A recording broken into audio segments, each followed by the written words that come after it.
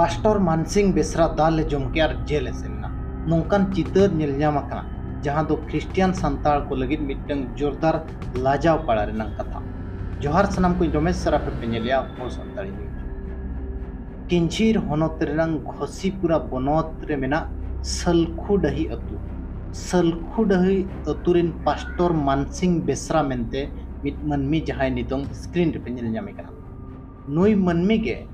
भीतर ते दाणा दाणा ते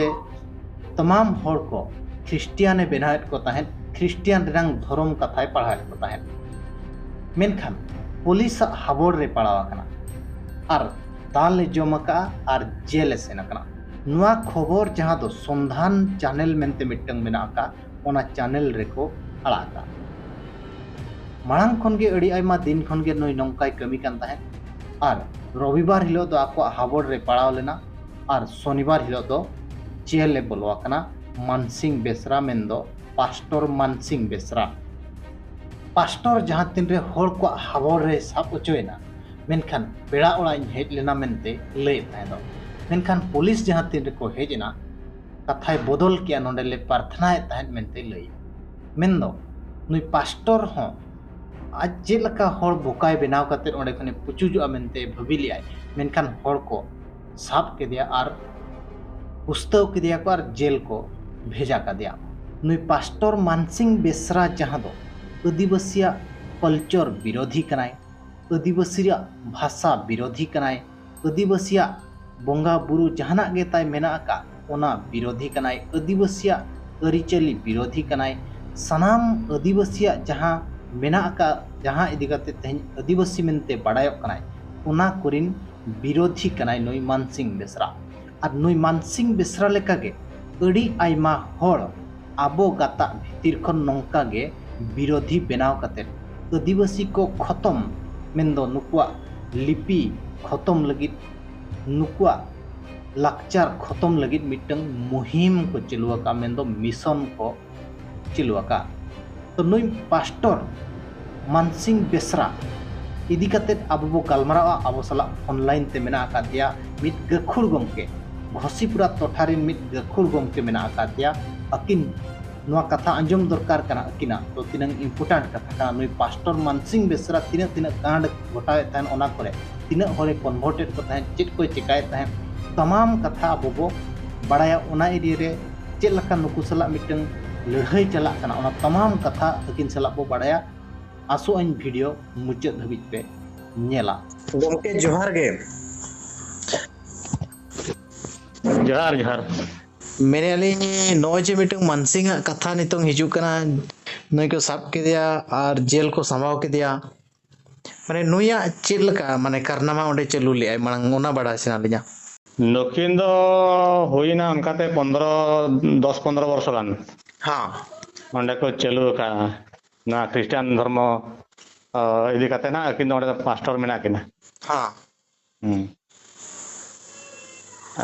नोडे आले झिक पीटर है उनका के नोडे को इदी किया तानम क्रिश्चियन धर्म हाय ओंडे को है सेनगर बारकर हियो सेना आको नुकिन पास्टर मानसिंह बेसरा इदी कते के कुरुमुटु तके आपे टोलारिन हको क्रिश्चियन है ना हाय उनको इदी कते क्रिश्चियन मानसिंह बेसरा इदी कते के हां क्रिश्चियन माने नुई पास्टर मानसिंह बेसरा नो जे नितंग को साब के दिया जिहोल को संभाव के दिया माने ओका लकारे नुई साबेना मांग मा ओने पुलिस गुड़वा को कान थान बिन मिनिया नुई नितंग मांग तो भीतर ते कमी कान था बाको बड़ाय कान था नितंग दो धरा के दिया को साब कते जेल रे को खड़ के दिया नितंग दो अब आले सुर धोकोटा सुर ना कुड़ीमाटी पंचायत रे नका को ओरे प्रवचन एमे ताहेन हां इनखान ओना उड़िया जगह कना उड़िया एरिया कना इनखान उनको पाले को बड़ाय के खान को उड़िया कोड़ा को जाओ को धरा के खान दो फोन के खान को रिपोर्टर को कहे ना मीडिया वाला अच्छा नुकु मिटन चेल करे ओना एरिया रे माने चेल करे को कमी केना धर्म हर को बदल चोट को आदिवासी खन को क्रिश्चियनेट को धर्म बदल गमके नेल बिन धर्म दो अनकान जिनिस दो बांग काना बिन धर्म बदल लेकान जिनिस दो बांग काना मिटन जाना दो मिटन ड्रेस को चे एमान को बाखान फुलो माला बिन धर्म आरावाया बाखान दो ड्रेस बिन मायाम ने आम हरग में अभाव काना हरगम हतावा मना नवा दो अनकाना जिनिस दो बांग काना धर्म दो आबो दो मिटंग जहां धर्म में जन्म काना ओना धर्म रे आमदम ताहेना हाँ ओना दो आबो धर्म दो केबे लेगे बदल दो बाहे दड़ा ना दो का हरो लेकान जिनिस दो बांग काना हाँ नवा रे सुविधा दो चेक को ये आबो माने उना आदिवासी हर को ऑल पढ़ाव का रहा गेबन उना ज्ञान रे अभाव गया बन ज्ञान अभाव इदी कते और तो को सेनो कना सेनो रे कारण तो नवा को लइया आले नोका रुआ आजार ले पड़ाव कना उना इदी कते आले नवा ख्रिस्टान धर्म दले सेनो कना हां आदो ओंडे ले बेसो कना प्रार्थना कते आदो ओना दो तिना दूर सरी तिना दूर एड़े ओना दो आबो तक बन ठीक मा मिटन धर्म बदल तो जदि मिटन रोगी आजार को रोग आजार खने बेसोआ इनखान मा ओना मा अड़ी हाहाड़ा रे कथा कना हां आदो चैलेंज मेना आबो माने शिक्षित भाव जे मिटन नवा दो ज्ञान मा शिक्षित मा अड़ी के बन शिक्षित कना नोडे आले ठे ननका के अड़ी को पढ़ावा कना नौका डॉक्टर को पढ़ावा कान गया और नौका उनको क्रिश्चियन हॉल उनका को पढ़ावा कान गया और मिट्टी कोड़ा उनका पीजी का उन्हीं हो क्रिश्चियन कोड़ा के और क्रिश्चियन कोड़ा के ना मेंटल डॉक्टर ना जाना का चक्री नुकु जहां लका मिशन मिटन को चलू का ओना तोठा रे भीतर ते नुकु चेल का अकोट लगित पे चे माने रिकया चे पे आड़ा गिड़िया काट को आकोट तो नवा इदी कते होई दारे गो आबो मंझी को जे पर्यंत बाबन सचेतन आकना मंझी परकना बाजे पर्यंत बाको सचेतन आकना उन पर्यंत आबो दो नवा को जांगे दाराम लगी तो आबो दो इदु जंगे बाय होई दारे यदि वो सचेतन मंझी परकना एनखान तो नुकु को तो बंद दाड़े को नेन गे सुर दिन गे आले टोला रे कथा नवा दो सरी कथा लिन लया बड़ाई गया कथा नामा अंजम लेखान को मिटन आबो साधना कुड़ी मिटन को कोड़ा सगे तपोलन तकिना आर किन एनखान दो अगु किरिया किन अगु के देखान मकिन बड़ाई किया को हनको कुड़ी पठारिन एनखान बाको कुसिलन को क्रिश्चियन कान खान को रुवाड़ी कान को बाय रुवाड़ भीतर रे को तापा माते उनका को रे रुवाड़ के को सिन पटम का दिया कुड़ी दो एनखान नवा अक्तोर दो न अब हो बंधु करे an कथा हन nya men do चेकाते मिटन अजतरी जावाय ओकना ओना अब हो मिटन गळो मारे an कथा गे मिटन कुड़ी गिदरा जद दुलर ता जत माने बोल कनाय उनी तो अब तो वारे रे an कथा हन दो दोय रे an कथा nya men do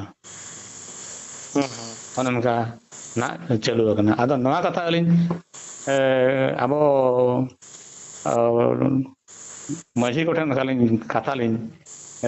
सदर ला आदो को मेना ओना भगी कथा के आदो नवा अकोय नवा प्रतिवादया आदो अड़ी माने अब ये रे माने निजर हिन बुझा माने हिनमान बुझावा अब जाति रे जदि मेटा अब साधना धर्म कुड़ी गिदरा जदि अजति रे जावाय एनखान दो अड़ी मारंग मिटन नदो लाजाव रे कथा कना धर्म रे मिटन जाति धर्म चितान टा आछ हिजो हां आर नोडे अली नोडे मिटन कथा लिन लेया बिना क्रिश्चियन कुड़ी बन अगुई खान उनी दो क्रिश्चियन का माने संतार है उनी अजति ते चला रहे उनी तो जाति रह तक अब जाति रुआड़े रह के अब जाति धर्म तबन अगुई रह के उनी बाय रुआड़ा जदि उनका बन अब जाति रुआड़िया बखान जहां को क्रिश्चियन का को रुआड़ा को आर वो जाति रुआड़ को चिली को माने अब ओना बंगा दाणे को एम कते बन जाति रुआड़ को ओना दो उनका जिनिस दो ना दो बांग कना अलिन विहर दो हां अलिन नवालिन मेना मेटा समाज नवालिन मेताया जदि बन जाति रुआड़ को कते अब हर जाति तो हेज दाड़िया साधना धर्म तो हेज रुआड़ एनखान दो अब एटा जाति हिंदू जाति कुड़ी को कते बन जाति रुआड़ को आर बापला अलिन दो नालिन मेना नुकु तो अब जाति कलसा मंगल कते एटा जाति को इदिके क्रिश्चियन धर्म को इदिके उनको रिन हपरा जदि अब जाति लेखा अब जाति आछि को उनका जिनिस दो न करम अब जाति को अका लेखान तो मिटन नवा पेड़ा हेज एनखान बांग मा मिटन नवा दुनिया ते मिटन नवा बालक जन्म एनखान उनी दो जाति अब जाति तो रखा दिया ᱟᱛᱱᱟᱜ ᱥᱟᱠᱟᱢ ᱫᱚ ᱡᱟᱹᱛᱤ ᱨᱟᱠᱟᱵᱮᱭᱟ ᱟᱨ ᱱᱚᱣᱟ ᱫᱚ ᱢᱤᱫᱴᱟᱝ ᱚᱱᱠᱟ ᱫᱚ ᱵᱟᱭ ᱦᱩᱭ ᱫᱟᱲᱮᱭᱟᱜᱼᱟ ᱟᱹᱞᱤᱧᱟᱜ ᱡᱟᱦᱟᱸ ᱛᱤᱱᱟᱹᱜ ᱩᱭᱦᱟᱹᱨ ᱟᱹᱰᱤ ᱟᱹᱰᱤ ᱥᱟᱨᱦᱟᱣ ᱜᱚᱝᱠᱮ ᱟᱨ ᱱᱤᱛᱚᱜ ᱟᱵᱚ ᱵᱚ ᱟᱥᱚᱜᱼᱟ ᱫᱚ ᱢᱟᱹᱡᱷᱤ ᱠᱚᱦᱚᱸ ᱠᱚ ᱵᱟᱰᱟᱭ ᱢᱟ ᱫᱚ ᱱᱚᱝᱠᱟ ᱡᱩᱫᱤ ᱫᱷᱚᱨᱚᱢ ᱠᱚ ᱯᱨᱚᱪᱟᱨᱮᱜᱼᱟ ᱢᱮᱱᱠᱷᱟन ᱡᱮᱞ ᱠᱚ ᱪᱟᱞᱟᱜᱼᱟ ᱩᱱᱠᱩ ᱦᱚᱸ ᱥᱟᱹᱜᱟᱹᱭ ᱠᱚ ᱯᱩᱞᱤᱥ ᱥᱟᱞᱟᱜ ᱠᱚ ᱫᱚᱦᱚᱭ ᱠᱷᱟᱱ ᱫᱚ ᱚᱱᱟ ᱠᱚᱨᱮ ᱠᱷᱚᱱ ᱦᱚᱸᱠᱚ ᱟᱠᱚᱴ ᱫᱟᱲᱮᱭᱟᱠᱚ ᱜᱮᱭᱟ ᱟᱹᱰᱤ ᱟᱹᱰᱤ ᱥᱟᱨᱦᱟᱣ ᱜᱚᱝᱠᱮ ᱦᱳᱭ ᱢᱟ ᱛᱚᱵᱮ ᱠᱷᱟᱱ ᱡᱚᱦᱟᱨ ᱜᱮ